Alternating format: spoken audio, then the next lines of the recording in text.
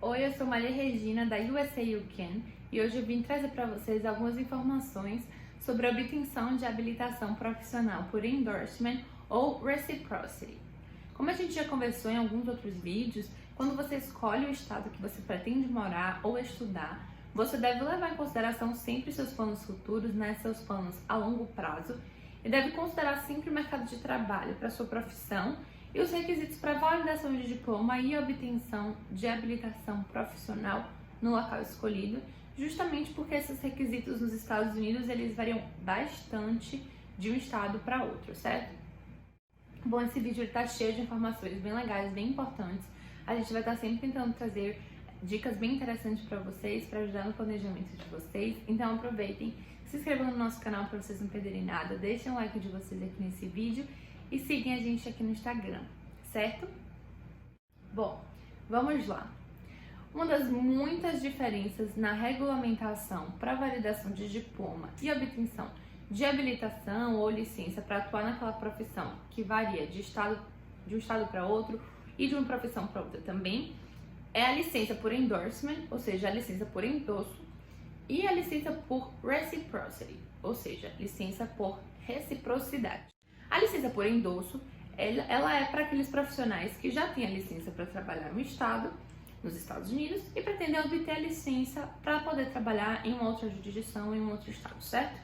Bom, nesse caso, quando for permitido, pelo board, ou seja, pelo conselho de classe, o profissional ele vai utilizar a sua licença equivalente e ativa em outro estado ou as notas de aprovação no exame de outro board para obter a licença no estado em que ele pretende atuar, sem que ele precise fazer novamente os exames. Já no caso da reciprocidade, o board de um estado ele honra a licença obtida em outro estado e permite que o profissional já licenciado ele atue legalmente na profissão, na sua jurisdição, sem que ele precise obter a licença também nesse estado. Ou seja, no caso do endosso, o profissional ele precisa fazer o processo para obter a licença, mas por possuir uma licença equivalente em outro estado ou por já ter alcançado a aprovação no exame em outro estado, ele não vai precisar fazer novamente o exame para obter essa licença, certo? Já no caso da reciprocidade, a licença equivalente e ativa em outro estado, ela é válida também para ele atuar ali naquele outro estado, sem que ele precise obter a licença local, certo? Que ele já possui, já é reconhecida, já é válida naquele estado. Bom, seria muito bom se as licenças por reciprocidade elas fossem amplamente permitidas, ou seja, se o profissional licenciado, por exemplo, para trabalhar no Texas pudesse também atuar em Illinois, por exemplo. Mas o que ocorre de fato é que isso é muito raro, ou muito raro você achar a profissão ou o board que aceite esse tipo de licença.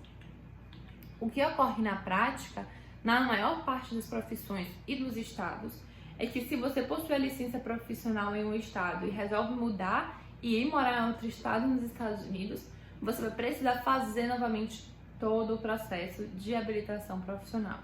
E naqueles estados e para aquelas profissões que aceitam a licença por endosso, você pode aproveitar a aprovação no exame obtido em outro estado, mas você vai precisar fazer todo o processo para a obtenção de uma nova licença no estado. E já para aqueles estados e profissões que não permitem a licença por endosso, você vai precisar fazer todo o processo novamente, inclusive o exame, certo? E é importante mencionar também, gente, que isso vale tanto para os americanos como para os estrangeiros, certo? O processo é o mesmo.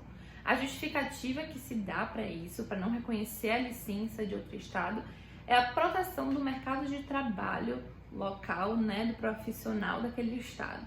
Foi uma forma meio que eles encontraram de criar uma barreira e diminuir a competitividade do mercado de trabalho nos estados.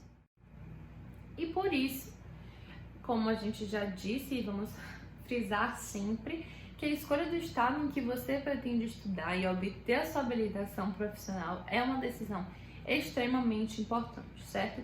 Justamente porque o processo para obter a habilitação profissional em outro estado, caso você queira se mudar, ele é custoso e às vezes muito difícil, é cansativo, então é muito bom você já ter esse seu plano a longo prazo para você já ir para o estado em que você pretende morar a longo prazo, certo? Bom, para ilustrar um pouquinho aqui, vocês entenderem melhor como ocorre na prática, eu vou trazer alguns exemplos para vocês.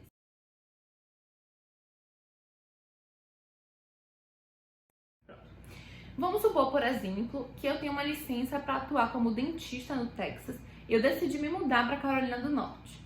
O Board de Odontologia da Carolina do Norte, ele permite a licença por endosso para um aplicante que seja licenciado como dentista em outro estado dos Estados Unidos, se o aplicante ele produzir evidências suficientes que ele atende aos requisitos de educação, treinamento e qualificação, está em boas condições na jurisdição em que ele atua, em que ele é licenciado, e ele foi satisfatoriamente aprovado nos exames como determinado pelo board. Mas ele deixa claro também que o board ele pode fazer exames e entrevistas para poder testar as qualificações do candidato e solicitar mais informações. Ou seja, nesse caso, a licença por endosso, ela é possível, mas ela não é automática, né? Isso depende da aprovação do board.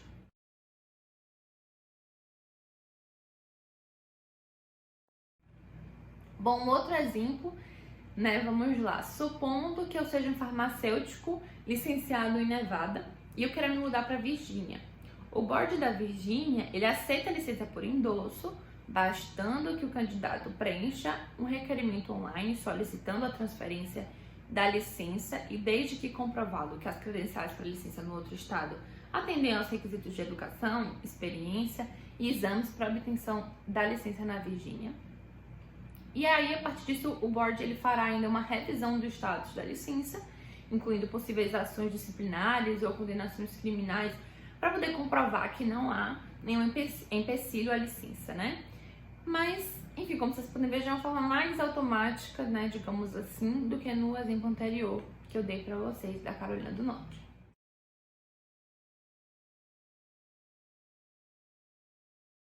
Bom, mais um exemplo. Vamos supor que eu seja um engenheiro mecânico, licenciado na Flórida e eu quero me mudar para a Califórnia.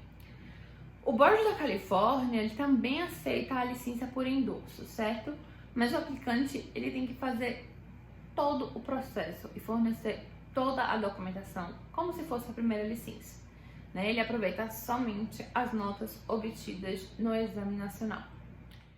Por esses exemplos, vocês podem ver que, de modo geral, os boards estaduais eles aceitam a licença por endosso ou endorsement, mas todos apresentam requisitos e procedimentos específicos, o que demanda tempo e também pagamentos de taxas para obter a licença nesse outro estado.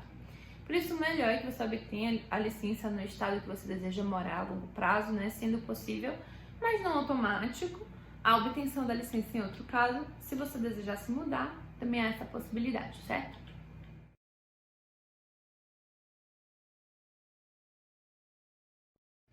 O último exemplo aqui para vocês, vamos supor que eu seja advogada, licenciada no Colorado e eu queira me mudar para a Flórida. O board da Flórida, ele não aceita licença por endosso ou reciprocidade. Então, para poder atuar como advogada na Flórida, você vai precisar ser licenciada atendendo os requisitos e sendo aprovado pelo board da Flórida. Entretanto, é possível o que eles chamam de prática limitada.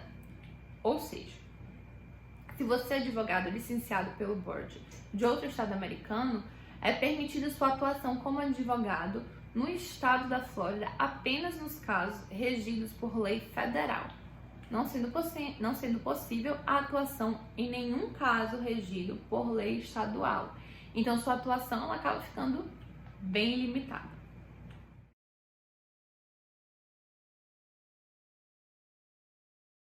Uma coisa muito interessante é sobre a carreira de enfermagem.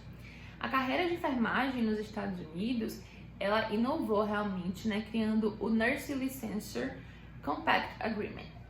O que é isso, né? Isso é um acordo entre os estados que permite que enfermeiros eles tenham apenas uma licença e possam atuar em múltiplos estados. Atualmente, 34 estados, que são os que fazem parte do acordo e que reconhecem essa licença multi-estado, certo? Então, ao obter a licença em um dos chamados Nursing Compact States, o enfermeiro habilitado em um dos 34 estados que fazem parte desse acordo, ele pode atuar em qualquer um dos outros estados que também estão no acordo, certo? Para isso, foram aprovadas legislações específicas nesses 34 estados, dando essa permissão de reciprocidade, e a legislação em análise e aprovação em mais de 3 estados, certo? Que podem entrar aí nesse Nursing Licensure Compact Agreement.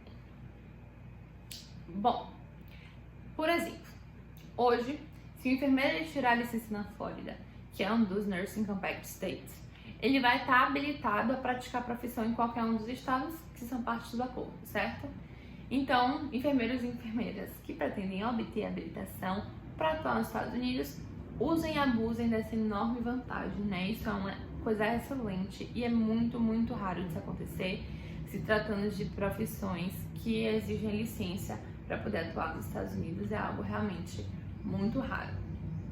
Como eu já mencionei antes, em geral, cada estado tem a sua legislação e processo de habilitação independente, e a licença ela só vale naquele estado, então é realmente uma vantagem absurda, algo que facilita bastante o processo, né, de mudança de um estado para outro, de atuação em mais de um estado.